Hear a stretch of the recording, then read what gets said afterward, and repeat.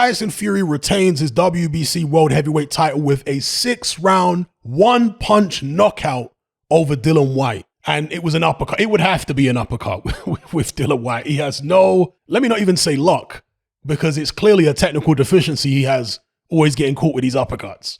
But yeah, one-punch knockout for Tyson Fury in the 6th round in what was kind of a strange fight. I mean, Dillian Whyte came out in the first round boxing as southpaw. Boxing as southpaw, should I say. I certainly never saw that coming. He looked awkward and weird. And I think Tyson Fury was taken aback a little bit and surprised that Dillian Whyte came out southpaw. Strange, definitely unexpected. Wasn't particularly effective other than just befuddling Tyson Fury for a couple minutes before Fury managed to land a few shots and actually win that particular round, the first round. And Fury won every round in this fight. Dillian Whyte has never been a pressure fighter. This is why I always said to people that there is no similarity between Dillian Whyte and Derek Chisora. They're nothing alike stylistically. Derek Chisora is a dedicated pressure fighter. Dillian Whyte isn't. Dillian Whyte doesn't have the skills on the front foot to apply pressure that Derek Chisora has. The bobbing and weaving and all that kind of stuff. So when people were saying that Dillian Whyte just needs to come out and do all bobbing and weaving, and that's not who he is. Dillian Whyte is a jabber. He likes to, come forward, stick a jab on you, and then try and close down the distance and then attack you at that stage. And preferably, Dillian Whyte doesn't even want to have to go looking for you. He actually prefers you to come at him. That's when Dillian Whyte is in his element. When you come at him and you stand right in front of him and he can start doing all the slipping and countering with his hook and his right hand, that's what he prefers. When Dillian Whyte is forced to come forward and you've got a guy like Tyson Fury who's moving around the ring, I spoke about this in my keys to victory for Tyson Fury. I said he must move around the ring and keep Dillian Whyte off balance, force Dillian Whyte to reach in with shots. I spoke about that as well in the keys to victory. I said Dillian Whyte must not launch punches from too far out. And what was he doing here? He was launching punches from too far out because his feet were too slow. At 252 pounds, he just could not close the distance quick enough to be able to, launch the punches from the correct distance. You see it? So yeah, Tyson Fury boxed a punch-perfect fight as far as I'm concerned. Absolutely punch-perfect. He took no chances in the early rounds. He knew Dillian Whyte would be sharp with the counters early if he started attacking him. So he just kept him on the end of a jab, maintained that distance, moved around him, hit him with body shots. That was very important. I think it was around the maybe 3rd or 4th round when Dillian Whyte got cut. And it was a very rough round where Dillian Whyte was forcing his forearm into Tyson Fury's face. I guess he was going for Tyson Fury's scar tissue on his eye, hoping he could open that up. It didn't work. Tyson Fury was a little annoyed, but he maintained his composure. He stayed on the jab. He was landing beautiful jabs against Dillian Whyte, as I say, as well as some body shots. And Whyte was getting frustrated. Yeah, Whyte came close a couple times with his hook, but Tyson Fury's distance was excellent. He saw what Dillian Whyte was trying to do with that hook, and he made sure that he straightened out his shots. Again, another thing I talked about in the Keys to Victory video, keep the shots nice and extended and straight, and don't give Dillian Whyte the right distance to be able to land that hook on you. So yeah, punch-perfect display from Tyson Fury, and the knockout came from nowhere. But here's the thing. In the 6th round, I'm not sure if it started in the 5th, but it's certainly in the 6th. In the 6th round, Dillian Whyte abandoned his normal stance. You see, and this is key here. He abandoned his normal stance, which is more side on. And he started trying to box square like a pressure fighter. But that's not Dillian Whyte's style. A pressure fighter will typically square up their shoulders a little more, have their hands up in a peekaboo style, and move their head, sometimes cross-arm defense like Derek Chisora or Ken Norton Archie Moore. They'll cross their arms over. That's not Dillian Whyte's style. He's never boxed like that in his life. He's never been a Derek Chisora style pressure fighter. So when he tried to do that and he squares up at that point, he leaves himself open for the uppercut. And Tyson Fury saw immediately that Whyte was then vulnerable for the uppercut once he changed his stance. He slotted it in there and the fight was over. I mean, it was a beautiful shot. Dillian Whyte went down and you knew the way he went down, it was over. He tried to get to his feet, but he was completely gone. The referee did absolutely the right thing by stopping the fight. And that's all she wrote. The Gypsy King reigns supreme as WBC World Heavyweight Champion, Ring Magazine Champion, and hopefully he doesn't retire. Hopefully we see him unify with the winner of Anthony Joshua, Alexander Usyk, next. So we'll see. Let me know what you guys think in the comments below about the Gypsy King's performance here. Was it the kind of fight that you expected?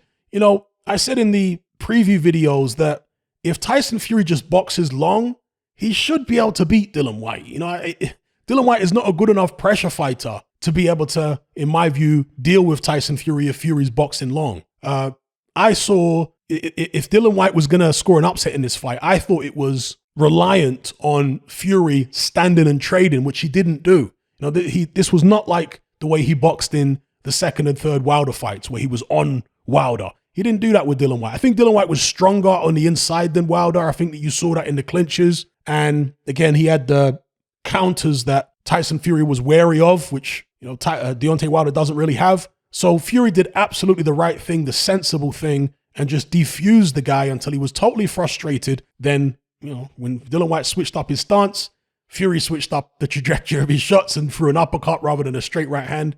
Beautiful one-punch knockout, highlight reel knockout. Might go down as one of the knockouts of the year, in fact. So yeah, big respect to the Gypsy King. So yeah, anyway, let me know what you guys think in the comments below. How did you rate the performance? Again, I think it's a performance. During the fight, I was talking to people in my Element group and, my friends I was watching the fight with, and they were a little underwhelmed by the fight because they expected fireworks and all this kind of stuff. And I get that. I understand that it was a little, it was kind of like a Lennox Lewis type performance. Lewis had performances like that where he'd just dominate a guy and then in the middle of the fight, he'd take him out. Like when Lewis fought Phil Jackson, it was a kind of similar type of thing. So, I get that, but just from a technical point of view, I thought it was a beautiful display from Tyson Fury, from a tactical point of view as well. Technical and tactical, he got it absolutely spot on. He handled the guy exactly the way, in my head, he should have handled him. All this talk about him go charging in like he did with Wilder, there's no need to do that. There's no need to give a guy like Dillian Whyte opportunities to hit you that you don't need to give him. Do you know what I mean? There's no reason to go flying in. So yeah, good performance. Now, in terms of what we learned about Tyson Fury here, I think we learned that he can still move very well because there was some doubt among my subscribers, for example. There was a lot of people picking Dillian Whyte to win. And many of them were saying that they don't think Tyson Fury can move for 12 rounds anymore. And, with fighters, the first thing to go is the legs. We saw that with Muhammad Ali, for example. His legs weren't the same when he came back after his 3.5-year layoff. And his legs continued to deteriorate into his 30s. And by the time he fought George Foreman, he didn't have more than 1 or 2 rounds of movement in him. Then he had to play rope-a-dope for the rest of the fight. He just couldn't move like he used to when he was younger. And some people were thinking that the same could have happened here with Tyson Fury, and that's the reason that he hooked up with Javon Sugar Hill, not because he wants to give the fans excitement, but rather out of necessity, that he has to change his style because he's incapable of moving for 12 rounds anymore. Well, what I saw here kind of dismisses that idea, kind of disproves that argument because Tyson Fury was moving very well as far as I'm concerned. He was moving very, very well. It wasn't the exact same stance and kind of movement that we saw against Klitschko. It wasn't that extreme, but he was moving just enough to maintain his distance, stay out of the range of Dillian Whyte's power shots.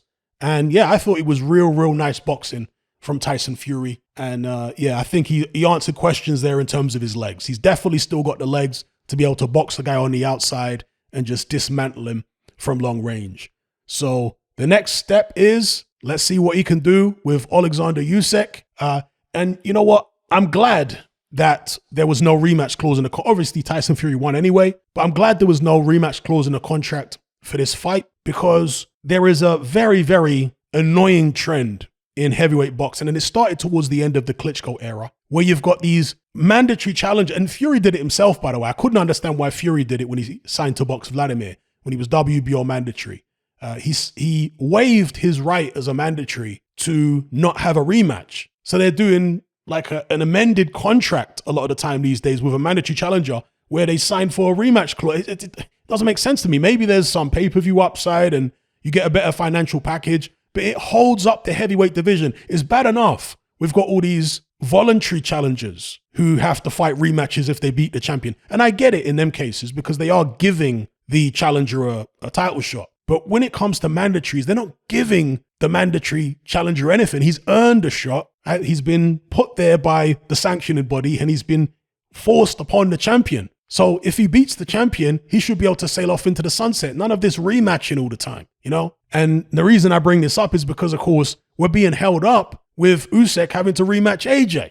Do you know what I mean? Why did Usyk sign a rematch clause? I want to see the Gypsy King versus Usyk next, ideally. That's what I want to see. Unfortunately, we got to wait for this rematch to sort itself out. And this is the reason, well, one of the reasons why there are so many heavyweights waiting in the wings, so many contenders waiting in the wings that can't get their shot because of all these rematches going on. It's not good. A lot of them are wasting, through no fault of their own, their prime years, you know? So I don't know what can be done about it. You know, money talks and BS walks, but it's just a gripe of mine. I do like this heavyweight era. There are a lot of good fighters. There are a lot of good fights to be made, but please, for the love of God, no more rematch clauses for mandatory challenges. This fight right here set a good precedent in not having it. And after the Usyk AJ fight, I hope we don't have any more of that. Stop holding up the heavyweight division, because we could be right now seeing the Gypsy King versus Usyk for the undisputed. So yeah, let me know what you guys think anyway about everything I talked about in this video. I'm out.